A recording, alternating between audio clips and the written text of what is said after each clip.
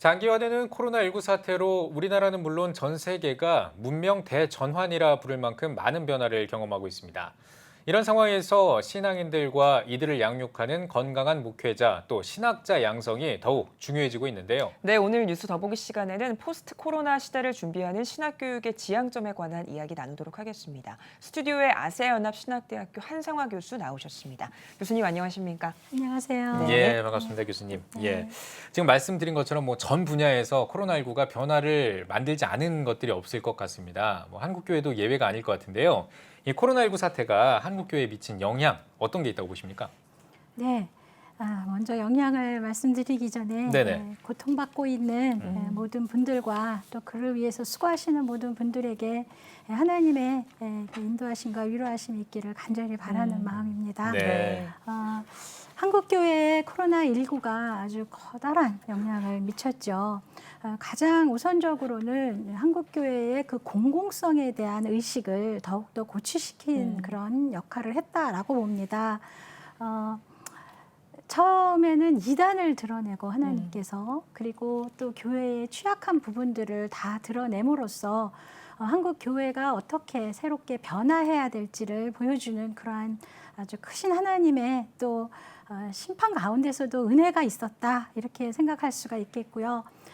그래서 약한 자들과 함께하고 더욱더 배려하는 그러한 우리 교회가 되어야 되겠고요. 한편으로 또 교회의 그 본분인 예배를 지켜가야 되는데요. 지금 사회적 거리를 두기로 해서 초창기부터 지금까지 온라인 예배와 모든 사역들을 온라인으로 이렇게 바꿔가야 하는 이러한 것이 표면적으로는 가장 커다란 영향이라고 볼 수 있습니다. 신학교에 있다 보니까 전도사님들이 교육부서의 예배와 사역들을 다 온라인으로 이렇게 만드느라고 상당히 큰 고충을 겪고 있는 것을 볼 텐데요. 우리가 이제까지는 이렇게 편안하게 늘 하던 방식대로 하는 거기에 안주해 왔지만 이러한 기회로 하나님께서 아주 거대한 변혁에 우리를 일깨우시는 그러한 어떤 의미도 있다 이렇게 생각할 수가 있겠습니다.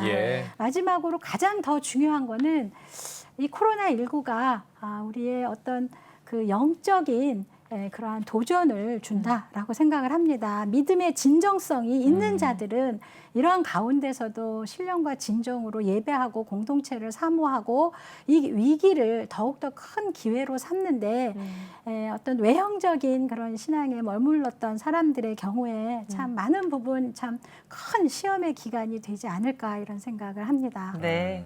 사회적인 거리두기가 계속 이어지면서 언택트, 비대면 문화가 확산하고 있는데요. 이런 상황에서 더 오히려 공동체 의식이 절실해지는 상황이기도 합니다. 종교계에서는 오히려 또 신앙심을 잃지 않고 영성을 강화하는 게 중요하다라는 말도 이어지는데 이 영성 강화가 왜 중요할까요? 네. 기독교 신앙의 본질을 지켜가는 것은 코로나 이전이나 이후나 우리 인류에게 있어서 가장 중요한 문제이고 그것의 핵심이 되는 것이 사실 영성, 즉 우리의 경건이라고 볼 수 있습니다. 이 기술 문명이 발전할수록 우리가 이 4차 산업혁명 시대에는 인터넷의 발달로 가짜들이 더 이상 설 수가 없고 진정한 믿음과 진정성이 더 많이 요구되는 그러한 시대라고 봅니다. 그런 가운데서 영성이 가장 중요하고 이런 영성이 우리의 인성과 우리의 사회성으로 이렇게 흘러서 우리가 참다운 신앙을 회복하는 것이 오늘날 가장 절실한 필요이기 때문에 영성에 대한 강조가 매우 중요하다고 봅니다. 그 말씀하신 거에 또 연장선일 수도 있는데 우리 교수님께서는 신본주의를 많이 강조하신 걸로 저희가 알고 있습니다. 그 이유에 대해서 좀 들어볼 수 있을까요? 배경이라든지요? 네. 저희 학교가 설립 초기부터 1974년에 아세아 복음화를 위해 설립이 된 그런 학교고 초기부터 이 학교의 설립과 발전에 헌신하셨던 고 한철아 박사님께서 이 설립 이념으로 신본주의, 복음주의, 아세아 복음화를 이렇게 정립하여 놓으시고 많은 강조를 해 오셨습니다. 그 정신을 이어받아서 오랫동안 신본주의를 강조하면서 강의를 해왔는데요. 정말 그 하나님 중심의 신앙과 삶을 회복하는 것이 오늘 우리 교회의 회복과 인류의 구원을 위해서 가장 핵심이 되는 그 중요한 점을 우리에게 유산으로 남겨주셨다. 이렇게 저는 생각을 합니다. 예. 네, 그래서 한국교회도 신본주의를 바탕으로 해서 더욱더 굳건하게 세워져 가야 할 텐데요. 교수님 보시기에 오늘날의 한국교회 좀 어떻습니까? 어떻게 보고 계십니까? 네, 안타깝게도요. 한국 교회가 이 교단 중심의 정치체로 이렇게 자리매김하고 있는데요. 그것이 점점 더 갈수록 개교회, 개교단 중심의 이러한 모습을 보이고 그것이 또 이 지도자들의 탐욕과 또 이 야심과 이런 것들과 함께 하여서 정말 그 갈 길을 잃어버리는 이런 모습들을 너무나 자주 봅니다. 그래서 한국 교회의 이런 어떤 문제점들을 이제 보면 정말 눈물로 기도하지 않을 수가 없는데요. 이런 한국 교회의 영적 생명력을 회복하는 데 있어서 정말 하나님 중심의 신앙을 회복하고 우리가 이 세상의 안락과 이 교단이라는 울타리 안에서 이생의 자랑을 추구하는 그러한 어떤 변질된 이러한 사역자들이 다시금 순수한 기독교의 복음신앙으로 돌아서야 된다라고 봅니다. 그래서 예. 이 신본주의 신앙을 이어가기 위해서는 반드시 그리스도에 대한 복음을 개인적으로 체험해야만 그렇게 할 수 있다고 봅니다. 그래서 하나님 중심적 복음 신앙의 회복, 이것이 바로 우리가 오늘 가야 할 길이다 이렇게 생각을 하고 있습니다. 예, 알겠습니다. 사실 코로나19가 터지면서 참 많은 분야에서 힘든 그런 시간들을 보내고 있는데 사실 코로나19 이전에도 이 신학대학교가 좀 힘든 일들을 겪었습니다. 특히나 네. 이제 다음 세대가 줄어들면서 학령 인구도 같이 감소하는 이런 문제들이라든지요. 네. 신학대학교가 현재 이 처해 있는 어떤 현안이라고 할까요? 예, 산적해 있는 문제들 어떤 것들이 있을까요? 네, 지금 말씀해 주신 것처럼 우리는 학령 인구의 절벽이라고 말하는 네네. 그래서 거의 뭐 기존 학령 인구의 3분의 1로 줄어드는 그러한 사태를 맞이하고 있어서 예.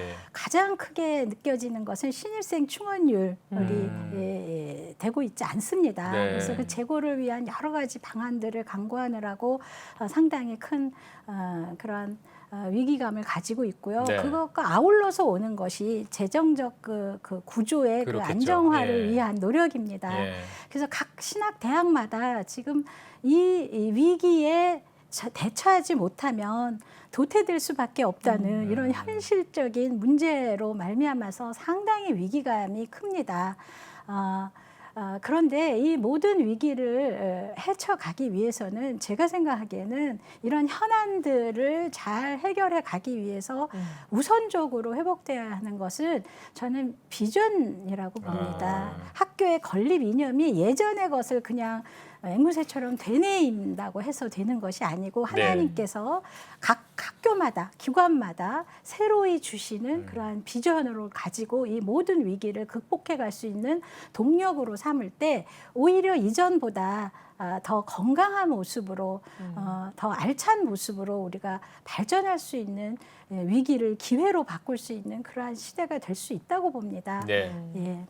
그러한 현안들을 해결하기 위해서 비전이 중요하다라고 말씀을 해주셨는데 같은 맥락일 수 있겠습니다만 그러면 신학 교육은 어떻게 좀 나아가고 지향해야 한다고 보시나요?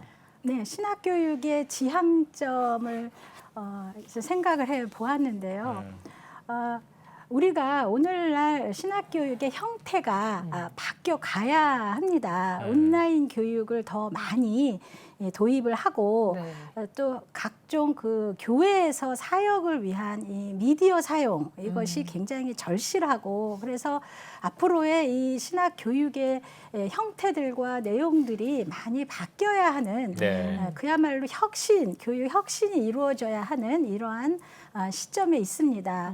하지만 이러한 형태가 바뀐다고 해서 그 가치가 살아나는 건 아닙니다. 교육의 그 가치라는 것은 어떠한 정신과 어떠한 이념을 담느냐의 문제고 역시 그러한 지향점에 있어서는 우리 그리스도인들에게 선교사든 교수든 뭐 목회자든 어떠한 평신도 지도자든 우리에게 필요한 그 지도자는 역시 그리스도를 닮는 그리스도의 길을 따라가는, 그래서 자기 부인을 위한, 자기 부인을 하면서 종의 섬기는 종의 길을 가는 그러한 지도자들을 많이 배출해야 되겠다. 지향점을 그렇게 참 믿음에 투철한 그러한 지도자들을 더욱더 많이 배출해야 되겠다라고 봅니다. 네. 네, 알겠습니다. 앞으로 뭐 하실 일이 많으실 것 같은데 앞으로의 계획도 듣고 싶습니다. 네, 저희 학교에 지금 이러한 교육 환경의 변화와 더불어서 내년부터 이제 학부제를 시행하여서 네. 다양한 수요들을, 교육 수요들을 우리가 대응하는 네. 그러한 그래서 2개 이상의 전공을 융합하게 하는 그런 이제 5개 학과에서 2개 학부제로 아주 대변혁을 우리가 꾀하고 있고요. 네. 대학원은 지금 현재 이제 후기 모집 중에 있는데 저희 대학원이 상당히 유서가 깊습니다. 예. 오래전부터. 그럼요. 예. 네. 근데 이 대학원이 이제 좀 새롭게 다시 거듭나야 되는데, 특별히 신학대학원의 교육 그 커리큘럼을 대대적으로 개편하여서 이 교단 목회 지도자들 양성이라는 전통적인 그러한 틀에서 좀 벗어나서 다양한 수요들에 부응하는 그러한 선택권이 다양한 그런 커리큘럼으로 대대적으로 개편하는 그런 작업을 현재 하고 있습니다. 네. 네. 교수님, 마지막으로 한국교회 성도님들에게 메시지 전해주시고 대담 마무리하겠습니다. 네. 성령님께서 우리 한국교회를 위해서 말할 수 없는 탄식으로 기도하고 계십니다. 우리 한국교회를 위해서 기도하시는 성도님들도 그치지 않는 눈물로 이 성령님을 따라서 기도하고 있는 줄 믿습니다. 이 마지막 때에 우리가 더욱더 깨어서 포스트 코로나 그 시대에 다가오는 회개와 부흥을 위해서 깨어 기도하고 준비해야 되겠다라는 그런 말씀을 전하고 싶습니다. 네. 네, 알겠습니다. 오늘 뉴스 보기 시간에는 아세연합신학대학교 한상화 교수와 함께 이야기 나눠봤습니다. 교수님 나와주셔서 고맙습니다. 고맙습니다.